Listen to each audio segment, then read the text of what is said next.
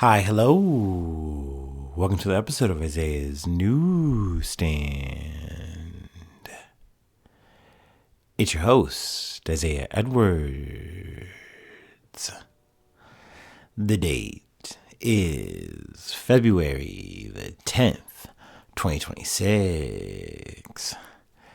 Hopefully this episode finds you well, in good spirits and high hopes. As for me, I'm doing pretty good. Happy Tuesday, everyone. Hopefully it's been a good Tuesday for you. I know for me, the day went well. Even was a little bit warmer, though I'll say it's like a Midwestern warm. How about that? I think we got like a high in the 40s at one point. And I was like, whoa, what's going on here? It might have even been a little bit higher than that. I don't know. But it was nice. It was pleasant. Though still, cold enough throughout the day. So there was that. But overall, the day went well. We got up. We went to work. Work had me at the crusher all day. So we love that. That's a W. And, more or less got in and out of there. Did my 8 hours. Post work, we went to the gym. It was Tuesday. It was a Tuesday. And very busy. I wasn't as lucky as I was yesterday. I didn't get any Smith machine action, but I was able to get on some free weights, so that was good. I didn't go as hard as yesterday. Didn't feel the need to get my lick back, so to speak. So, just did a couple of circuitous sets. Then after that, did some filler work where I could, got in some core work, and did some cardio, and that was the gym. So overall, very classico Tuesday, really, when I think about it. So we got home, had our stretch, had our snack, did a little bit of research, as is tradition, and here we are, ready to go, yap it up about some news. So yeah, let's go ahead and do our startup, and let's get into the news. Ooh.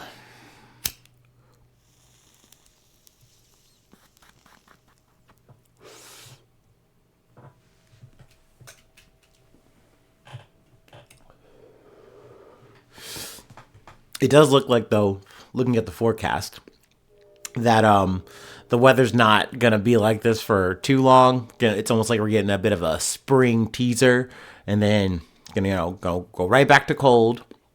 I mean, hell, it's still, cold tonight. It's like under the, it's under the 30s. So I'm kind of got my sweatpants on right now,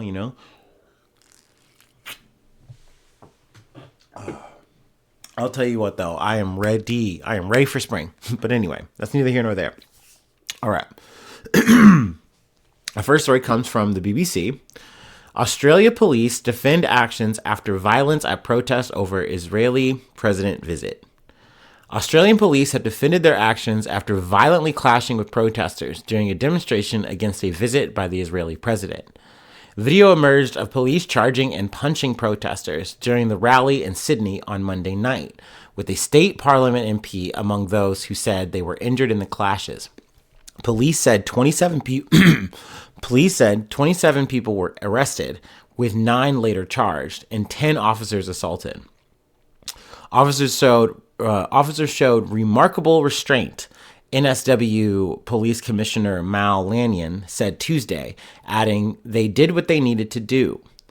Earlier, rally organizers had failed in their court bid to overturn police powers, limiting their right to protest during Isaac Herzog's visit.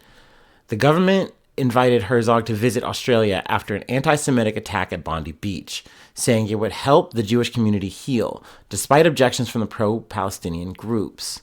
15 people, including a 10-year-old girl, were killed on December 14th after 2 gunmen shot at crowds at an event celebrating the Jewish festival of Hanukkah.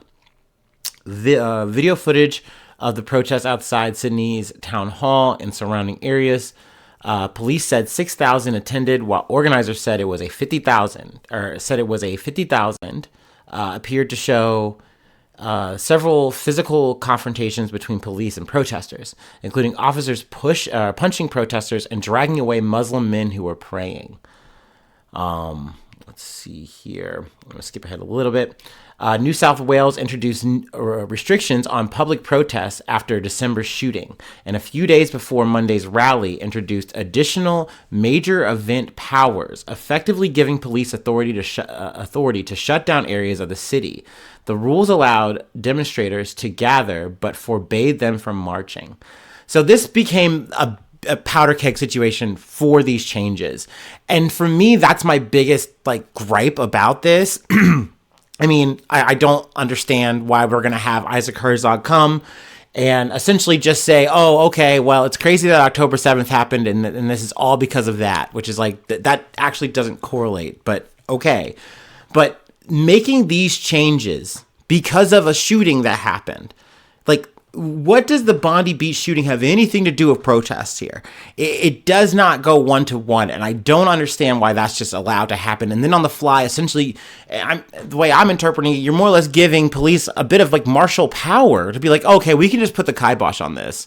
And I mean, the protesters did everything that they could to try to get a bid to be able to march, and it got overturned. So essentially, you're here and you're corralled off, and that's as far as you're going to get. That's the show. And you're forced to be in the situation where it's okay, that's it. But people didn't want that. So essentially, any kind of move that they made to try to push to do a march, it was immediately met with just violence from the police. So that's the situation we have here. Once again, and I don't understand what tensions were solved, what wounds were healed by Isaac Herzog coming through here. And also I'm thinking, is this really the best guy you got? But then I think, I don't know. There's several war criminals, I guess, you could have sent over, and that really wouldn't have gone well. It's a bit more pressure on Australia on, we don't want to arrest this guy, but I don't fucking know. I guess this is the best they got is Isaac Herzog. But yeah, it's frustrating. It's frustrating as hell for these situations. Like I said, it is one of those things where, this isn't for me to bemoan protesting. I think sometimes it's the best you can do in a really fucking hard situation. But it sucks that hey, they only want you to do this photo op away from really the function, and you're kicking and screaming to try to do something about it. But then literally that alone is okay, well, we're just gonna fucking beat you up. We're gonna arrest you, and we're gonna try to put this all on you. And so it just gets turned around like that. And it's very frustrating to see that. That's not on the protesters. Like I said, they did everything that they could. They did everything right here. But it's just frustrating to see the government say, hey, we're so much of an ally to Israel that we are going to condemn our own people, that we're going to stop them and take away their rights. So, that's the state of affairs in 2026. Shit ain't new, but I felt like it was important to cover that story. So we're starting there. But let's move on. We got to talk about Air Canada. From Reuters. Canadian Airlines suspend Cuba flights as island set to run out of jet fuel. Canadian Airlines on Monday suspended flights to Cuba, which warned it was running out of jet fuel as the U.S. tightens its grip on the communist-run nation's oil supply by blocking shipments from Venezuela. I lied. I actually just wanted to use this article to talk about the situation with Cuba. The country's biggest carrier said in a statement that aviation fuel is not projected to be commercially available at airports as of Tuesday, as governments issue notices warning that the supply is likely to be unreliable. Smaller rivals WestJet and Air Transat also canceled flights due to anticipated fuel shortages. Now, a bit of yada, yada, yada here. They're going to find ways to kind of, reroute, find other places to fuel, kind of get things going. This is, in some ways, business as usual. It's not the first time. When I initially kind of came to this article, I was a little bit more like, oh, man, this is pretty crazy. But it's no, this really isn't new, Isaiah. But that being said, it is still worth talking about that more or less the Trump administration, and I'm saying the Trump administration here, but let's be real, this is just a masked off thing. We've been doing this in time immemorial since we fucking did the embargo shit with Cuba. We have been trying to choke them out slowly but surely, and when we were getting it satisfied or antsy, we'd try to assassinate Fidel Castro or whatever the fuck. Okay, awesome. But this is an escalation, right? What we are doing with Venezuela, controlling their oil supply, who they ship it out to, all that shit.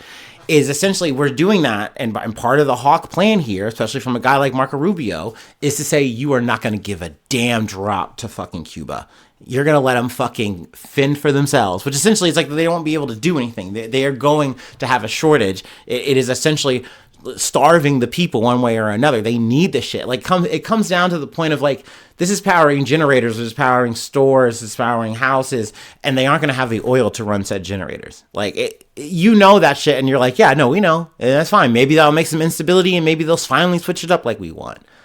It is worth it to the Trump administration, to America, to do this to Cuba, and obviously it's fucked up. It is a monstrous plan. It is just like, to me, it just reminds me of like the anaconda plan, but we're just doing it to, Latin America. We set up here with Venezuela. Okay, check. And now we are moving on to a second phase, as maybe a Marco Rubio would put it. And we are making sure that we, give Cuba what's what, which, I mean, that's probably really where his heart's at, really where his head's at. I don't know. Once again, another situation I find very frustrating, that we are just allowed to do this. This is, part of our, Don Roe doctrine, so to speak.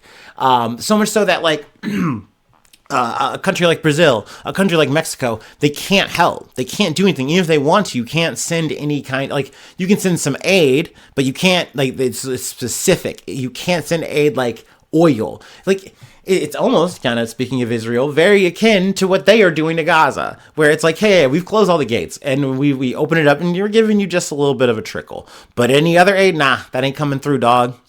We didn't say that could come through it. No way. You might get shot if you try that. Think about it. Like, but that's not new. That's not surprising. Of course not. No, of course not. But needless to say, started with Air Canada. I guess you could say they're gonna keep it moving. Business is going to continue, but they aren't going to be able to operate through Cuba like they normally would. So, there you go. But yeah, I knew that I needed to talk about Cuba at some point. And through this story, I was like, okay, perfect time. Cool. Awesome. Check.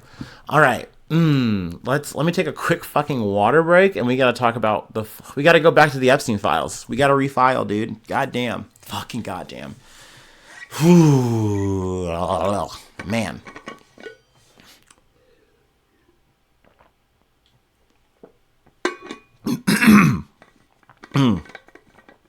I've been hearing people word this section of the latest release tranche as the end of the beginning of all this. And I'm like, at first I thought that was being a bit dramatic. And I mean, obviously, the weight of everything, we're talking like, the human trafficking of girls. So, obviously the ceiling, sky's the limit, right? But still, I thought that the statement was a bit dramatic. I mean, people have really combed through the shit and made a lot of connections, But like, the fact of the matter is, you're finally getting like actual correspondence that you can see. And like with that, you are seeing action. Like, we've covered, stories throughout, the UK, throughout, a little bit obviously in America, there's some ramifications and things like that. It's all like just starting to churn in a way. And it's weird. It's heavy shit. And there's just always more. It seems like there's always a new angle to look at and think on and ponder and really dread about.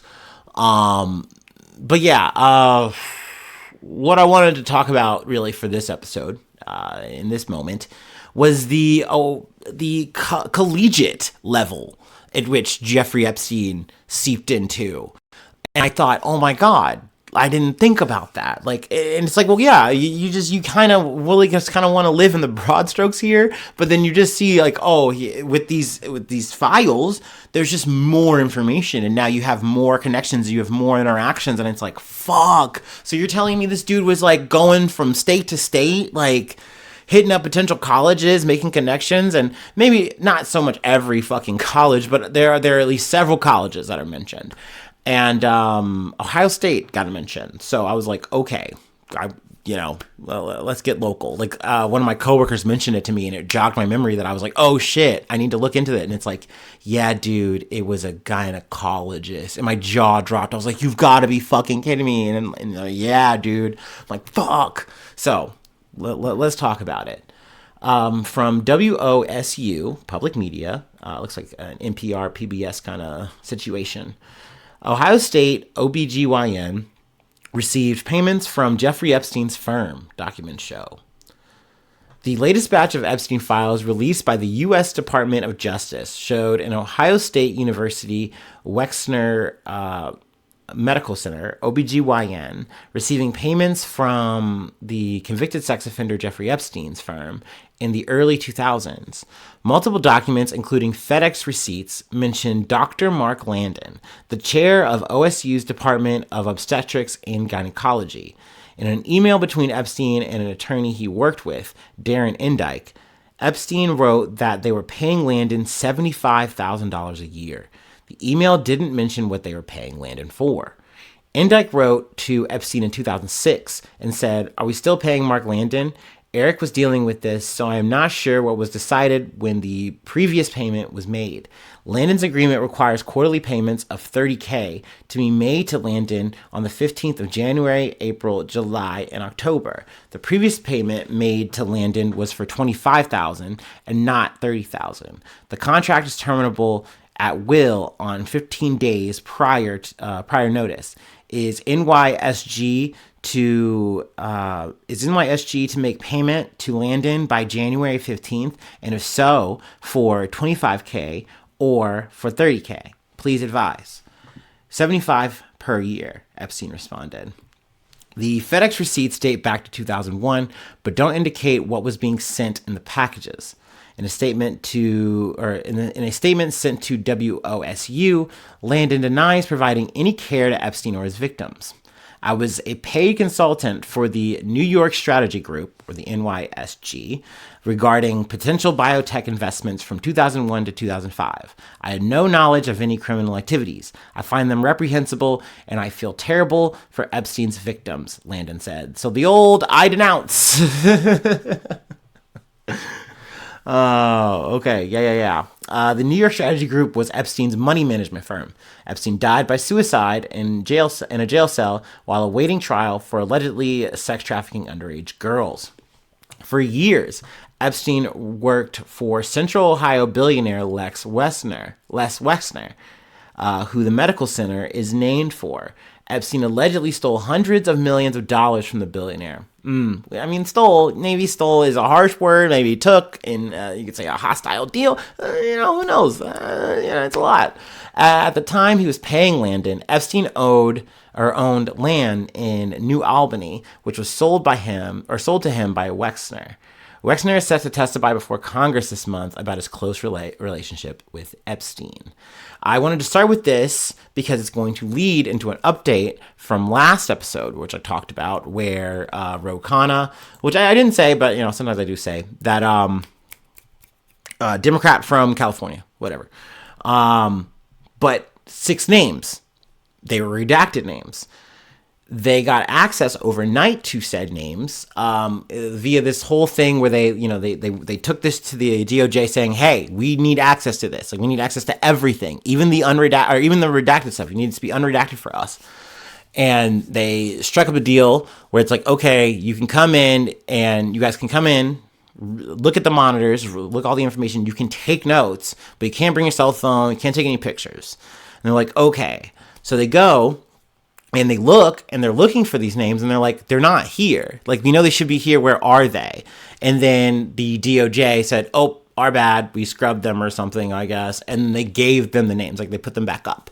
So it's like, we have this fast and loose issue here. And it's also another thing I didn't mention with the redactions since I've been talking about this, is they fucked up with the shit a lot. Like, there was, in the initial wave, things that were redacted that felt like they shouldn't be, also to the point where lawmakers are saying, like, this is overly redacted. There are also some situations where victims' names are not redacted, or they're very easy to figure out who's who and what's what by the stuff that's not redacted and you only halfway did. There were, some situations where you're blocking out some of the men, but you're not blocking out some of the women. There are sadly, unfortunately, like, nude women here, and you don't have that shit redacted. Like, it was a whole mess on the first wave of it, and I'm sure there's still fucking errors and shit to come through. But that being said, they did get access, they did get the names, so they say the fucking names. So I did have one article from CBS News. I'm not going to run with that one, but I'll just run the title. Representative Khanna names 6 men he says were redacted from Epstein files for no apparent reason. And then from The Guardian, the one we're going to focus on, who are the 6 men named in the unredacted Epstein files? Ooh, excuse me. Ro Khanna, the U.S. congressman, publicly revealed the names of 6 men whose identities were redacted from the Epstein files, including Leslie Wexner, a billionaire retail magnate, whom the FBI appeared to have labeled as a co-conspirator. The Democratic representative of California disclosed the names during a floor speech on Tuesday, following a visit to the Department of Justice, where he and Thomas Massie, a Republican congressman from Kentucky, spent 2 hours reviewing unredacted documents.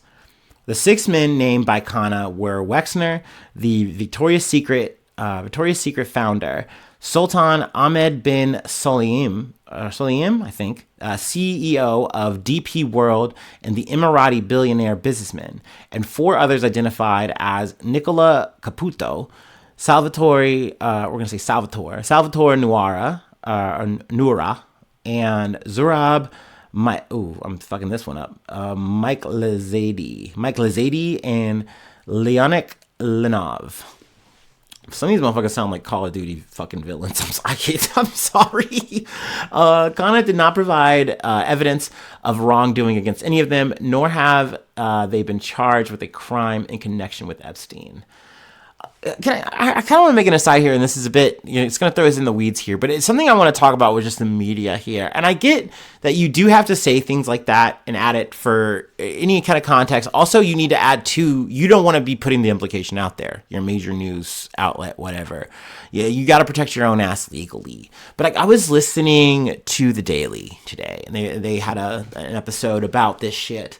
And at one point, they were talking about Epstein and did he do blackmail? And they're like, well, we need to say that there's actually no legal, it's like this person was like, I went through all the files and I have to say that there's no legal tie here that's saying he actually did blackmail. And I'm like, huh? I'm literally like just question marks all throughout my fucking head. And I'm like, okay, well, explain. And he explains. He's like, look, what we have here, from this latest tranche and all this, is you have emails where, sure, there are drafts. He didn't necessarily send them. We don't know if he actually conveyed them, but there are drafts or memos or notes where he is saying things, and he'll say a thing about Bill Gates, and he's talking yeah, it'd be really unfortunate if Melinda found out about all the stuff you got up and got into, and and all the things we talked about. I'm paraphrasing here, and it's like, if you're setting up these kind of emails to potentially send, maybe you did send or whatever, there's no way you're not having these conversations in person. I feel like you are saying that to once again, you're either trying to cover your ass, or people could take it to a more, malignant place of saying, are you trying to protect these people? Are you trying to defend these people? Run defense for them? I don't fucking know. But I every time I kind of hear that, because it just seems like that's always kind of tends throughout every article, every kind of thing I listen to or cover. And I'm like, why are you doing that? It's not like this shit is just hitting us from a bolt of the blue. We've been covering this shit, going through this shit for years. I know I said I was a rookie on this shit. More like I'm just an amateur. I'm just not that good at it. But whatever. But motherfuckers been knowing what the hell is going on. So to act well, maybe it's the jury's still out. It's no, man. Once again, you are trying to play down or kind of obfuscate whatever the fuck is going on here. But it's this is the clearest it's ever been. I don't fucking know. It's just something that's bothered me. I don't know. And I'm sure it's going to continue to bother me as more of these kind of articles come out. Editorials. I've heard some crazy editorials. Either you're trying to run defense for Epstein or some of the people who are caught in this orbit. And it's hey, just so we're clear, no one's criminally implicated. I got to say that. We got to know that. We got to have that for the record. It's brother, I'm seeing this motherfucker at every function now. I'm seeing him kick it, and we know it's post-2008. So what's going on here? Are we saying that they really did, I I know I had to get off beat here, but it's been crawling on me. Anyway, if we found 6 men that they were hiding in 2 hours, imagine how many men they were covering up for in those 3 million files, Khanna said during his floor speech. Khanna said that when he and Massey identified those redactions for Justice Department officials, they acknowledged their mistake and revealed the identities. He said the majority of the files remain redacted. So that is why I needed to add the shit up top that I've kind of failed to mention. It is not just a goofy ass, clumsy mix them up what they are doing. The DOJ, okay? Todd Blanche is doing tricks on it, brother, and it's fucked. Like, once again, I do not like being conspiratorial. I don't. And I know that there's a whole slew of people who are focusing on some of the other shit, some of the memo-esque type of allegation type whatevers. I don't want to do that. That is not going to be the focus of any of this podcast as much as I can help it. But there is real shit that needs to be talked about, that we need to go over, and you want to see that the government actually handle, and you see how they're handling it. It's like, how does that not make you go crazy? And then once again, to bring up the media and be like, are you guys complicit in it? Like, I understand how people are making these jumps, and it fucks everything up. It fucks everything up, and that's by design, I know. But like, god damn it, it's frustrating, right? Anyway, let me get down to the fucking Sinister Six. Let's go. The 88-year-old Wexner, who established a retail empire that includes Victoria's Secret, Abercrombie & Fitch, damn, remember Abercrombie & Fitch? We talked about them. We talked about the freak off shit they was up to. God damn, brother, retail. And Bath & Body Works maintained a lengthy financial relationship with Epstein, who handled his investments for many years. In a lengthy investigation from the New York Times in November, Wexner is attributed as the person who launched Epstein's financial status from millionaire to plutocrat. Aside from the money, his greatest value to Epstein was that he imbued him with new credibility and credentials, the reporters wrote. Through Wexner's ties to Epstein, although Wexner's ties to Epstein were already publicly known and his name has surfaced in previous releases, it was now revealed that he appears to have been labeled a co-conspirator with Epstein by the FBI, though he faces no criminal charges in connection with Epstein's offenses. Also, this is something I mention sometimes, I don't others. It's so bizarre that a guy like Les Wexner settled in such a cozy little heart of it all, Ohio, like in his big, massive estate. It's so weird. Anyway, moving on to the next guy. Sultan Ahmed bin Sulayem. The Dubai-based businessman leads DP World, a multinational ports and logistics enterprise with operations spanning more than 80 countries. He's also the brother of Mohammed bin Sulayem, the head of the FIA, which governs the world's motorsports championships, including Formula One. Recently disclosed documents reveal that Sultan Ahmed bin Sulayem emailed Epstein in 2015 that he met a girl 2 years ago that went to an American university in Dubai, and this is a quote, "the best sex I ever had, amazing body. She got engaged, but now she's back with me," he said. Massey also said that since the names were unredacted, it appears the Justice Department confirmed that Sulayem was the recipient of an email from which Epstein... let me run that back. This is important. It appears the Justice Department confirmed that Sulayem was the recipient of an email from Epstein in which he said, "I love the torture video." That's been one that's been going around. I heard, maybe that was like a Mandelson thing. Peter Mandelson. No, it was this guy. At least that's what it's looking like. So that's worth noting. Nicola Caputo. A man by the name of Nicola Caputo is an Italian politician who represented his country in the European Parliament between 2014 and 2019 before taking a senior position in Campania's regional administration. But no verified evidence confirms this individual is mentioned in the official release documents, and established news organizations have not corroborated any link between him and the files. So there you go again, making sure that there's no real ties, but there are ties. Okay, all right, cool, thank you. Salvatore Nuara, Zurab Mike Lizadi, and Leonik Lenev pretty much have the same thing, where it is not yet known who this person is and how they are connected to Epstein. So maybe time will tell there. So yeah, bit of an update there from the old E-file. And I'm sure there's more, but I think at this point my mind's just kind of blanking on the things that I planned on saying or whatever. So we can go ahead and just leave that there for now. I'm sure we will be back. God damn it, man. Shit runs deep. Oh shit. Okay. Whoa. This is literally breaking news. Hold on. I guess we'll do this in two parts, but we got to come back, or we got to get back to the Nancy Guthrie disappearance. All right, let me take a water break and then we'll get into it. This is a very rare thing. Usually I get a breaking news thing, but it's an unrelated story. But it's like I have a breaking news on my news that I'm about to cover. Like, what? Burr, burr, burr, burr.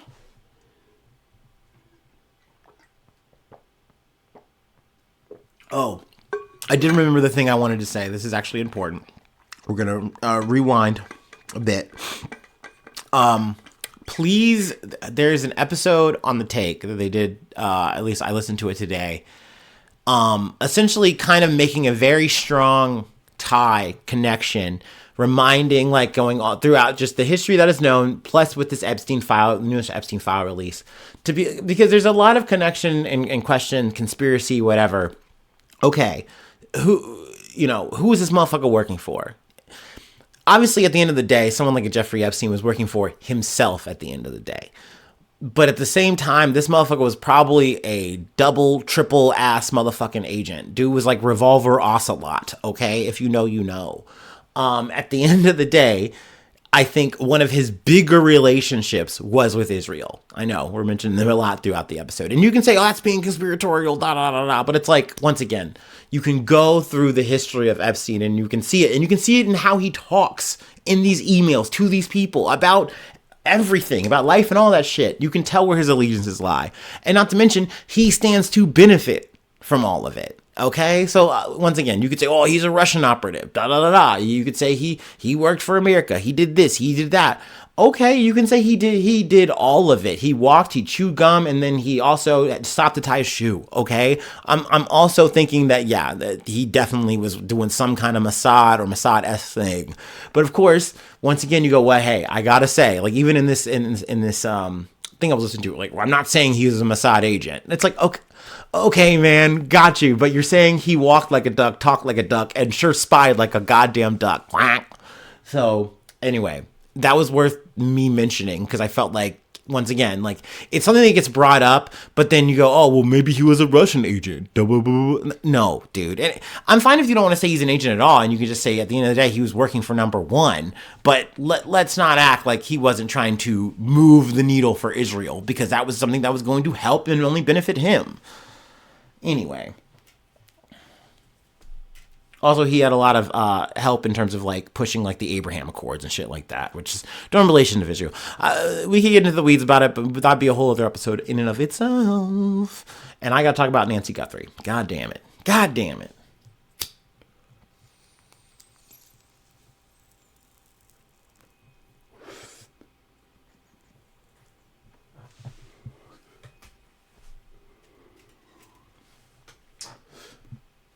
I will say, as we're killing time, a little bit of levity news. Apparently, the Olympic medals are kind of cheap. They're breaking a lot. Like, literally from just like the most minor of things, like, oh, Olympians winning and they're celebrating, and then they're like part of the medal breaks off and like breaks into a little, like, a piece or two comes off. You know what I mean? Shit like that. That's fucked. I feel like we've covered something like that though before in previous Olympic situations. They got to do better, man. If I'm putting my whole life on the line, my whole career is met on this moment, and I win, I take the podium, my medal better last for a whole goddamn lifetime and then some. I better be able to give this to my kids. You're telling me the ribbons and shit falling off? What the fuck? What is this, a Party City ribbon? Sorry. I'm letting the spirit of news take me. Okay. All right. First part of our story, ABC News. Nancy Guthrie disappearance. FBI Director Kash Patel releases images. Video of armed individual. FBI Director Kash Patel has released images and video of an armed individual in connection with the disappearance of Nancy Guthrie, the 84-year-old mother of Today Show, Savannah Guthrie. The images showed someone wearing a mask, gloves, a backpack, and armed with a holstered handgun at the front door of Nancy Guthrie's Tucson area home around the time investigators suspect she was abducted on February 1st. Law enforcement has uncovered these previously inaccessible new images showing an armed individual appearing to have tampered with the camera at Nancy Guthrie's front door the morning of her disappearance, Patel said in his post. The Guthrie family was shown the images before their public release, law enforcement told ABC News. Let's see. Savannah Guthrie posted the images to her Instagram account with the message, "We believe she is still alive. Bring her home." Let's see. And then they go through some of the images. Let's see. I'm going to fast forward a bit here. I will say the one I have in the thumbnail, that shit creeps me the fuck out. Like knowing that this is like someone actively trying to break in the home. They're actively like disabling the camera and they were able to like get this footage. It is unnerving. Like you imagine like that's your one of your people. It's one of your person. It's so sad. Let's see here. The video was recovered with from residual data located in the back-end systems, Patel said. Let's see. Working with 4 partners. I don't know. I feel like Palantir somehow got involved. So that's speculative. But as of this morning, law enforcement has uncovered these previously inaccessible new images showing an armed individual appearing to have tampered with the camera at Nancy Guthrie's front door the morning of her disappearance. Excuse me. Let's see here. Here we go. I wanted to get to my highlighted part. The exact time of Nancy Guthrie's disappearance is unclear. Her doorbell camera disconnected at 1:47 a.m. on February 1st, according to Pima County Sheriff Chris Nanos. At 2:12, the camera software detected a person, and at 2:28 a.m., Nancy Guthrie's pacemaker app disconnected from her phone, which was left behind at her house, Nano said. Over the weekend, the Guthrie family received a demand for a Bitcoin ransom by a Monday deadline by a party claiming to be Nancy Guthrie's kidnapper. Savannah Guthrie and her siblings said they'd pay for her mother's return. "We've received your message and we understand," Savannah Guthrie said in an Instagram video over the weekend. "We beg you now to return our mother to us so we can celebrate with her. This is the only way we will have peace. This is very valuable to us and we will pay." Now, I kind of wanted to stop there because I heard this message, like I actually heard her say it. And it felt weird. And once again, this is me being speculative. I don't want to be like a TikTok influencer about it. But even like I was listening to Start Here and like they were adding this where it's just like there's a potential chance it's almost like they know. And once again, given the information that we all know of like, hey, she really would have been on limited time here. You maybe have like a day. It's also past a deadline. Like you're kind of already thinking the worst here, right? And is that what they're saying here? Is it? And then there's the speculation of like, is there things that we don't know? There's also speculation that I'm kind of hearing that maybe there's potential speculation within the family. Now, I don't want to fucking go down that route. This is why I don't like touching these stories until we kind of get to a conclusion because it's so easy to speculate. But there's things out there that you hear and you read and you're like, well, how real is that? And it's like, do I really want to click on this New York Post article? No, I don't. So, but there it lies, and it lingers within. Anyway, after the ransom deadline passed on Monday evening, the FBI released a statement saying its agents continued to work around the clock on the case, and that more were being sent to Arizona to assist in the investigation. Let's see. That's pretty much all we have here for right now. Obviously there's more details here at play. Another thing that's also like concerning, I think that there was like blood DNA. Don't quote me on that, but I think there was blood DNA left at the house. That was another like evidence thing that I'd picked up on over the past like day or so. So, I mean, things are looking somewhat grim. I don't want to, take it to the darkest place here, especially for our last thing. I really should have reorganized this, but I didn't want to forget the Olympic medals. Hopefully Nancy Guthrie will be found alive, safe, hopefully, knocking on wood for that. Obviously, condolences to the family. In terms of the speculation, hopefully that's not the case. But you tend to want to say, okay, in these kind of situations, like, you do tend to, like, look within. Like, maybe it's someone close to home that might do something like this. Or, I think another theory I've heard is that maybe this is some kind of crazy fan, and I'm like, oh, okay. I guess that they're that into the was it the Good Morning Show? I don't know. I don't know. I see her when I'm clocking in. I see her in the break room. I don't know. Maybe someone got fixated. I have no idea. We will see. That I forgot. I wanted to close this out, but the breaking news. Let me scroll all the way back up. All right, let me click. You let me click up. Okay, here we go. Person detained for questioning in connection with Nancy Guthrie abduction. Official. Okay, so we are reading this fresh off the press. I need more water.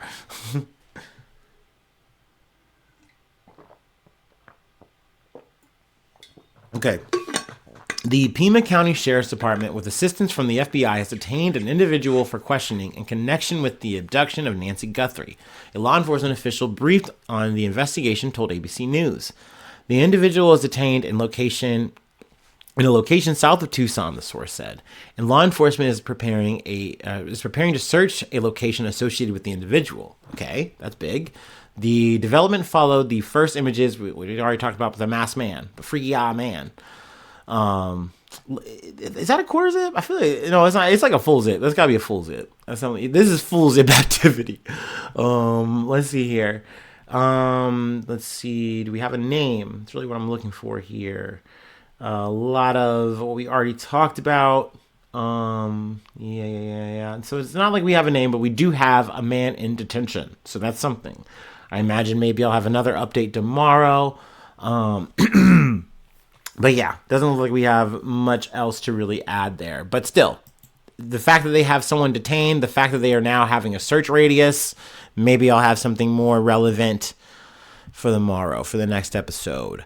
So yeah, that's where we'll leave it. A little bit of a cliffhanger, unfortunately. I know it's weird, but sometimes the news just does that. Anyway, if you'd like to help out support the effort, I do have a Patreon. Patreon.com/Isaiah News. Become a newsie today. Free ways to hit me up. IsaiahNews1@gmail.com. Follow on TikTok. Follow on Spotify. Subscribe on a YouTube. I don't know. All of them. I'm running through them again. I'm train wrecking. Let's see. Leave a like. Leave a cool comment. Sharing is always caring. It's always appreciated. 5 stars on Spotify. 5 stars on Apple Podcast. You don't have to do any of that, though. I appreciate you just hanging out, just letting me yap about my day, about my life, about the happenings of the world today. And yeah, that's it. So yeah, thanks so much for tuning in. Thanks so much for being a friend. And hopefully I see you soon for some more good news. I love ya. Bye-bye. Mwah.